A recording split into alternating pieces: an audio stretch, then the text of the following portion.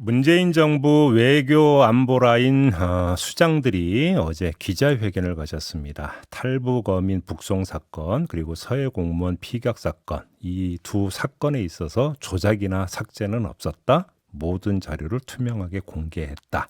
이런 입장을 거듭 밝히는 자리였는데요. 국민의힘은 방탄 기자회견으로 규정을 하면서 오히려 철저한 수사를 해야 한다. 이렇게 주장을 했습니다. 논란이 계속되고 있는데요. 어제 기자회견에 참석한 노영민 전 청와대 비서실장 전화로 만나보겠습니다. 나와 계시죠? 네, 안녕하십니까? 네, 안녕하세요, 실장님. 어제 기자회견 입장문을 보니까 전 정부에 대한 정치 보복에 매달리고 있다. 이런 대목이 있더라고요. 왜 정치 보복이라고 단정하시는 걸까요?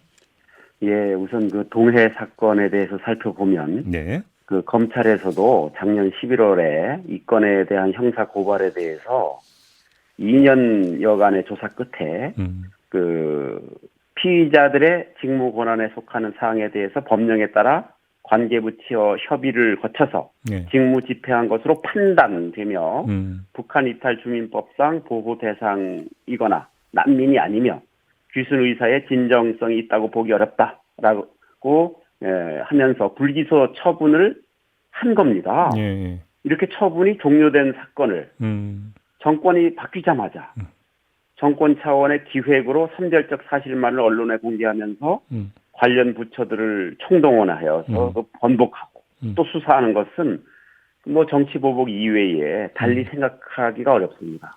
지금 실장님 선별적 사실이라고 표현을 하셨는데 어제 기자회견에서도 사실들을 자의적 선택적으로 짜맞추며 사건을 왜곡하고 있다 이렇게 이제 주장한 바가 있어요. 그러면 네. 어떤 사실들을 자의적 선택적으로 짜맞추고 있다라는 판단인가요? 저희들이 볼 때는 예. 너무나 광범위합니다. 그 시작부터 마무리까지 모든 것들이 다 자의적 선택적으로 네. 짜 맞추고 있어요. 그래서 어느 하나를 예로 들기는 힘듭니다. 그래요. 너무나 전반적으로 그렇습니다. 전반적으로 그렇다. 예. 알겠습니다. 시간상 그래 하나하나 사실을 지금 여쭤보기도 좀 어렵고 알겠습니다. 근데 지금 감사원이 감사 결과를 발표를 하면서 그 고 이대준 씨가 북한 해역에서 발견된 것을 파악한 뒤에도 위기관리 매뉴얼에 따른 조치가 이루어지지 않았고 관련 사실이 은폐됐다 이렇게 지적을 했는데 위기관리 매뉴얼상 대응을 어떻게 했어야 되는 건가요? 이것은요. 예. 이것도 역시 이게 사실 왜곡입니다. 어. 감사원이 지적한 위기관리 매뉴얼은 그 당시 상황에 적용되는 매뉴얼이 아닙니다. 아, 그런가요? 네, 그렇습니다. 월북 의사를 표명하고 예. 구조 정황이 확인되는 상황은 예. 우리 국민이 북한에 의해서 일방적으로 억류되는 상황을 상정한 매뉴얼과는 전혀 다른 겁니다. 아, 그런 점에서 다르다? 네. 예, 전혀 다른 겁니다. 예. 그 매뉴얼과 그 당시 상황은 일치하지 않는 매뉴얼입니다. 그러면 결국은 자 월북 판단 이게 이제 가장 핵심 쟁점이었고 또 지금까지 논란이 되어 왔던 것인데 주목해서 봐야 되는 게 2020년 9월 23일 새벽 1시에 열렸던 첫 관계장관 회의 요거 아니겠습니까? 네. 이거를 비롯한 관련 회의 여기서 있었던 어떤 발언에 대한 회의록이나 메모 혹시 이런 건 없는 겁니까? 당시에 개최된 관계장관 회의는 예. 실종자가 살해되었을 가능성이 제시되어서 사실 여부를 파악하기 위한 것이었어요. 예. 원래 장관급 회의는 통상 분석된 자료나 보고서를 토대로 필요한 조치 등을 논의하는 거거든요. 그런데 당시는 그 로데 데이터만을 가지고 회의를 개최한 겁니다. 왜냐하면 이제 중대한 상황이었기 때문에 자료의 분석이나 보고서 작성을 기다릴 여유가 없었기 때문이죠. 네. 네, 그래서 메모나 회의록을 가지고 있지 않다는 것은 제가 개인적으로 말씀을 드린 거예요. 제가 가지고 있지 않다라고. 아, 거고. 개인적으로 안 갖고 있다. 이 로데이터는 현 정부가 가지고 있죠. 그리고 원래 정기적인 회의가 아닌 경우, 특히 심야에 이루어진 갑작스러운 간담회 성격의 회의는 통상 공식 회의록은 작성하지 않습니다. 그렇지만 네, 각 부처의 입장은 그 직후에 열렸던 NSC 상임위원회 회의록에 잘 정리되어 있을 거고요. 이 또한 현 정부가 가지고 있습니다. 아, 그럼 그거 공개하면 된다 이런 말씀이시네요, 그러면? 네, 그렇습니다. 공개하면 됩니다. 알겠습니다. 아무튼 그러면 좀 종합해서 그때 당시 왜 월북이라고 판단하셨던 거예요? 그것은 뭐 당시 그 해상에서 실종자가 발생한 만큼 먼저 생각할 수 있는 것은 실족입니다. 네네네. 당시 실종자가 승선한 무궁화 10호가 정박 중이던 곳이 기상이 매우 양호했습니다. 네. 또한 무궁화 10호의 그 현측 난간 높이, 두께 등을 고려하면 그 오랜 기간 원양어선 그리고 어업지도선에 승선했던 경력 있는 그 실종자가 실족했을 가능성은 매우 낮은 상황이었고요. 그리고 당시 무궁화 10호 그 양현 그 선미에는 수면까지 줄사다리가 설치되어 있어서 혹시 실수로 바다에 빠졌다 하더라도 충분히 다시 배에 오를 수 있는 상황이었습니다. 그리고 예. 실종자의 것으로 추정되는 슬리퍼가 발견되었고 이 슬리퍼가 가지런히 놓여 있었다는 점을 고려하면 극단적인 선택의 가능성도 추정할 수 있었습니다. 그러나 당시 그 9월 22일 실종자가 북측 수역에서 구명조끼를 입고 부유물을 타고 발견됨으로써 그 가능성은 고려 대상에서 제외되었습니다. 네. 그렇다면 남은 가능성은 월북입니다. 북측 수역에서 발견된 사람이 실종된 공무원이다라는 정황이 담긴 SI 첩보에 월북 의사를 표명한 내용이 포함되어 있었습니다. 잠깐 바로 그 대목인데요. 이에 대해서 예. 9월 24일 그 당시죠. 오전 국방부가 처음으로 공식 SI 첩보 분석 보고를 했습니다. 네. 예, 공식적인 SI 첩보 공식 그 분석 보고를 했는데 네. 여러 가지 그 관련 정황과 더불어서 월북이 가장 유력한 실종 원인으로 추정되어 있었습니다. 국방부 보고서에 국방부가 공식적으로 SI 첩보 분석 보고를 한 겁니다. 네네네. 청와대는 정보기관도 아니고 첩보기관도 아닙니다. 정부와 첩보를 입수한 국방부가 공식적으로 분석 보고를 한 겁니다. 네네. 이것을 숨기면 그게 은폐죠. 잠깐만요. 그 실장님 하나만 확인할게요. 그 국방부 보고서가 언제 발표가 된 거라고요? 발표가 아무튼 그 보고된 것은 9월 24일 오전입니다. 9월 24일 오전. 네네. 그러면 9월 23일 새벽 1시 회의 다음이 되는 거죠. 시간상으로. 네, 그 다음 날입니다. 그렇게 되는 거다. 네네. 그 계속 얘기되는 게 그 지금 잠깐 언급하셨던 그 SI 특수정보라는 거 있잖아요. 네네. 이게 공개가 안 되는 겁니까? 이거 공개하면 뭐 논란의 상당 부분인가 좀 정리가 되지 않을까 싶은 생각이 드는데 왜 이게 공개가 안 되는 거죠? 저도 상당 부분 그렇게 될 거라고 보고 있습니다. 공개가 될 거다 결과적으로. 네, 대개 이제 SI 그 비밀이 국가 비밀 그 2급 비밀로 분류되어 있습니다. 2급 비밀. 네, 제가 알기로 그렇습니다. 그래요. 자, 그리고 지금 국민의힘에서 계속 그 제기하는 그 물음이 이겁니다. 문재인 당시 대통령에게 최초 보고가 언제 됐고 대통령은 어떤 지시를 내렸느냐. 국민의힘은 계속 이 질문을 던지고 있는데. 제가 알고 있는 부분은 그 회의가 청와대에서 밤에 있었죠. 네. 네, 그 첫 회의죠.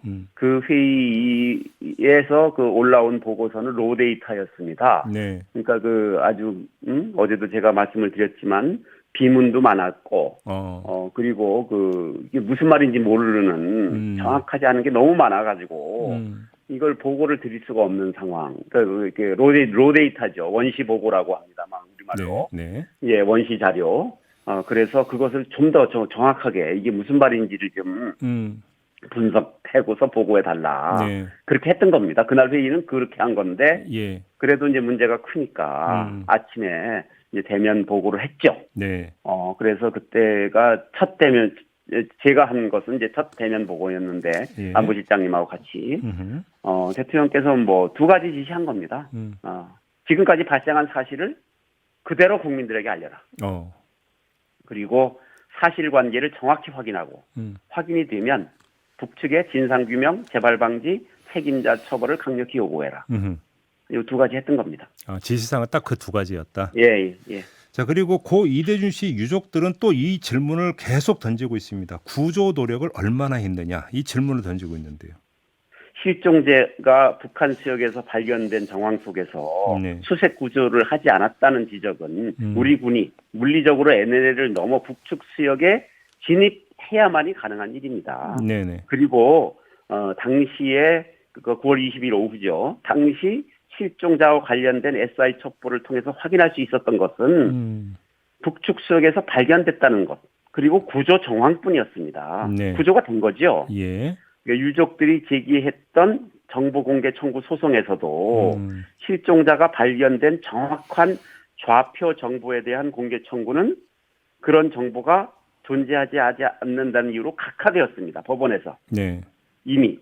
이렇듯 실종자의 위치도 정확히 파악할 수 없었던 상황에서 SI 첩보만을 바탕으로 즉시적인 군사 조치를 취하는 것은 사실상 불가능한 겁니다. 그리고 당시 정부는 실종 사실을 확인한 직후부터 선박과 항공기 20여 대를 동원해서 수색했고요. 그 과정에서 당시에는 남북 간에 직접 교신할 수 있는 통신망이 모두 단절된 상황이었거든요. 네네. 북한도 수신이 가능한 국제 상선 공통망을 통해서 실종되었다는 것, 그리고 수색 사실을 계속해서 알렸습니다. 잠깐만요, 실장님. 제가 지금 바로 그 질문 드리려고 했는데 이때 남북 간에 통신망이 아예 없었던 상황이었습니까? 그때? 예, 그 당시에 그런 남북 간에 좀 그런 상황이었습니다. 그러면 직접 우리가 교신할 수 있는 통신망이 모두 단절되어 있었던 그럼 상황. 우리가 무슨 뭐 전통문을 보내서 뭐 그러니까 저기 이 사람 어떻게 조치해달라 이렇게 연락할 여지도 없었다는 그래서 말씀이죠? 그래서 우리의 남북 통신망이 아니라 딴 통신망을 우리가 활용했습니다. 아, 그랬다. 네. 알겠습니다. 그리고 이 미스테리가 하나 있는데요. 그 한자가 적힌 구명조끼, 손에 감긴 붕대, 인근 중국 어선 이 부분 있지 않습니까? 감사원 감사 결과는 지금 나오는데 그 지금 이 금시초문이라는 입장이 나온 바가 있는데 실장님도 금시초문입니까 이건? 네, 이 부분은 뭐 감사원에 발표됐던 그 부분은 정말 금시초문입니다. 아마 국정원도 감사원 주장에 동의하지 않는 부분도 있는 것 같은데 정말 우리도 궁금합니다. 이게 어떻게 나온 걸까요 그러면? 전혀 감을 못 잡겠습니다. 그래요? 알겠습니다. 뭐 이건 뭐 지금 뭐 네. 마구 추정할 수는 없는 거니까 그럼 물음표만 네네. 남겨놓도록 하겠고요. 이번에는 지금 탈북어민 북송 사건 관련해서 몇 가지 좀 질문을 드려보겠습니다. 당시 북송 결정 있지 않습니까? 네. 누가 언제 어떤 근거로 내린 겁니까? 그것은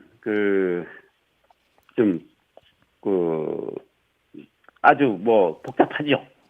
예. 그거는 단번에 할 수 있는 건 아니고요. 네. 아무튼 개별로 예. 설명을 드리는 게 좋겠습니다.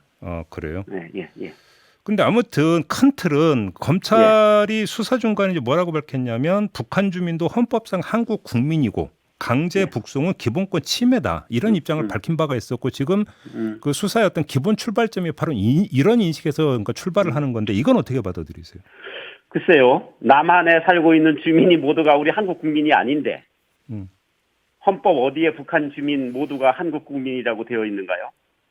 그건 그런 헌법 조항이 어디 있습니까? 헌법 제3조 영토 조항을 가지고 얘기하는 거지 않습니까? 예. 그건 영토 조항이죠. 우리 국적법은 속지주의가 아니라 속인주의를 채택하고 있어요. 그리고 SI 첩보와 살인범 2명의 분리신문 결과가 완전히 일치합니다. 그래요. 그리고 시대의 흉악범이라는 것은 이미 논란의 대상이 아닙니다. 그리고 또 한 가지 핵심 쟁점은 아무튼 뭐가 됐든 이 두 사람이 귀순 의사를 표명을 한 거 아니냐. 바로 이 점을 강조하는데 이건 어떻게 받아들이세요? 그것은 아니죠. 이중 간첩 이수근의 귀순도 귀순인가요? 예. 귀순의 목적이 귀순의 진정성을 결정한다고 생각합니다. 북한에서 정말 엽기적인 범죄를 저지른 시대의 살인마입니다. 네. 네, 16명의 동료 선원을 도끼와 망치로 살해한 시대의 살인마가 범죄를 저지르고 도피 행각을 벌이다가 도주를 목적으로 남쪽으로 넘어온 것이 어떻게 이게 귀순입니까? 목적이 귀순이 아닌데 수단으로 귀순을 선택한 것은 진정한 귀순이 아니다라고 저는 생각합니다. 그렇게 보신다. 네. 혹시 그 이전에 이런 비슷한 사례가 있었습니까? 그동안 네. 비슷한 사례가 여러 가지 있었습니다. 어떤 게 있었습니까? 예, 그동안 북한에서 북한 주민이 북한 주민을 대상으로 살인 등 흉악 범죄를 저지르고 남쪽으로 도망온 사례가 여러 건이나 있었습니다. 네. 그런데 이번 건은 한두 명 죽인 살인범이 아니고 16명이나 동료 선원을 죽인 시대의 살인마거든요. 예. 이런 살인마조차 우리 국민 세금으로 정착 지원금을 지급하면서 우리 국민들 사이를 활보하게 둔다는 것은 우리 국민의 생명과 안전을 먼저 생각해야 하는 국가의 의무를 포기하는 것이다. 네. 그렇게 생각합니다. 그동안 북한에서 살인 등 흉악범죄를 저지르고 남쪽으로 내려온 그 경우에 네. 우리가 재판 관할권을 행사하지 않고 그냥 정착을 시켰습니다. 네, 네. 그래서 이것은 저희들은 있을 수 없는 일이다. 그렇게 보고 있습니다. 남북 간에 형사사법 공조가 없는 한 우리가 재판 관할권을 행사할 수가 현실적으로 불가능합니다. 알겠습니다. 이 사건 왜냐하면 예. 그 뭐 배에서 피를 다 닦아냈어도 거기서 뭐 혈흔을 채취할 수 있다고 하지 않습니까? 네, 네. 그럼 뭐 DNA 분석하겠죠. 예. 그 DNA 분석하면 뭐 합니까? 그게 누구 거라는 걸 어떻게 합니까? 북한에서 이게 누구 거고 누가 죽었다라는 걸 얘기해 주지 않으면 모르잖아요. 예. DNA 채취해봤자 아무 소용도 없는 겁니다. 알겠습니다. 요 사건 같은 경우는 이제 그 구체적인 팩트의 문제 이전에 기본 인식의 문제가 좀 차이가 있다. 요즘이 좀 확인이 되는 것 같고요. 서해 공무원 피격 사건 관련해서 돌아가서 이 질문 좀 드리면서 마무리할게요, 실장님. 예. 지금 그 첩보 삭제 지시를 내렸다라고 하는 게 감사원이나 이제 검찰이 이제 그 보고 있는 거지 않습니까? 네. 근데 삭제 지시가 없었다고 단언하실 수 있습니까? 단언할 수 있습니다. 어떤 점에서요? 적어도 제가 왜냐하면 이런 겁니다. 예. 그 민스에 탑재되는 것을 삭제했다고 하는 거지 않습니까? 네. 민스라는 것은 정보를 저장하는 곳이 아니고요. 정보의 전파 수단입니다. 예를 들면 이런 겁니다. 이 정보는 영관급 이상에게 전파한다. 그래서 영관급 이상으로 갔다가 보니까 이게 너무 민감하다. 이것은 장군급 이상으로 전파를 제한하자 하면 이게 전파 제한이지 이게 정보 삭제입니까? 그러니까 이것을 그 전파하는 대상을 조정한 겁니다. 삭제 지시라고 하는 게 원본을 없애라는 게 아니라 전파 범위를 조정한 것일 뿐이다 이 말씀이십니까? 그런 거죠. 예, 그건 뭐 다 알고 있고요. 예. 이미 3일 전에 그 국방부에 대한 그 국정감사가 있었습니다. 네네. 네, 그 지난 화요일이죠. 네네네. 이때 현재 국방부 장관이 이 사건과 관련한 첩보의 원본이 존재하며 네네. 현재도 열람이 가능하다. 네. 이렇게 얘기한 겁니다. 예, 이 민감 정보가 불필요한 단위까지 전파되는 것을 방지하기 위한 대포선 조정을 삭제로 규정하는 것이야말로 진실을 왜곡하는 것입니다. 알겠습니다. 자, 말씀 여기까지 듣겠습니다. 고맙습니다, 실장님. 네, 감사합니다. 네, 지금까지 노영민 전 청와대 비서실장이었습니다.